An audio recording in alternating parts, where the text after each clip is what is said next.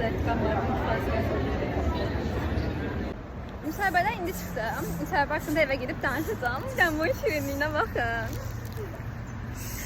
İlk önce başlamaq istəyirəm müsahibənin cavablandırılmasından. Müsahibə mərhələsi 1 ay və hətta ondan daha uzun bir müddətdə davam edəcək. Yəni dünənki videoda gördüm ki, bəzi insanlar elə bilir ki, bugün son gündür və onlara məlumat göndərilməyib. Əslində belə bir şey yoxdur. Müsahibənin cavabı isə elə 1 ay, 1 aydan bir uzun müddət sonra açıqlanacaq. Təlimlər üçün mesaj göndəriləcək ya da göndərilməyəcək. İndi mənim müsahibəm necə keçdi? Mən normalda deyirlər yarım saat tez gedin falan. Mən bir 10 dəqiqə qalmış falan getdim öz vaxtıma. Və belə ki, bir 20 dəqiqə falan gözləmə müddətim oldu orada. Belə müsahibələrin çoxluğundan biraz gözlətdilər.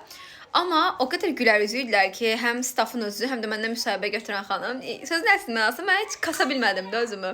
Düşünün də mən A2 ingilis dilimdən orada ingilis dilini də danışmaya çalışdım və həqiqətən heç utanmadım da. Yəni heç bir şey olmadı. Ay şu an bir şey səhv deyəcəm və çox pıstırma düşəcəm falan kimi olmadı. Çox gülər üzlü və çox mehriban bir HR idi müsahibə götürən insan. Belə ki, müsahibə yaxşı keçdi məncə. Yəni, mən razıyam müsahibəmlə. Ayda, situasiya sualları çox qəribə idi.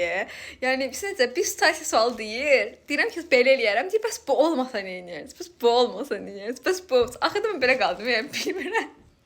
Bu boyda situasiya, yəni, telefonum yox, vərəqim yox, dil bilmirəm. Yəni, dil fərqli bir dildə bir insansa.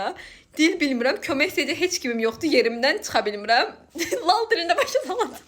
Bu arada bu müsahibələrin ilkin açılışıydı. Hər birinizə uğurlar arzulayıram müsahibələrdə. Sağ olun.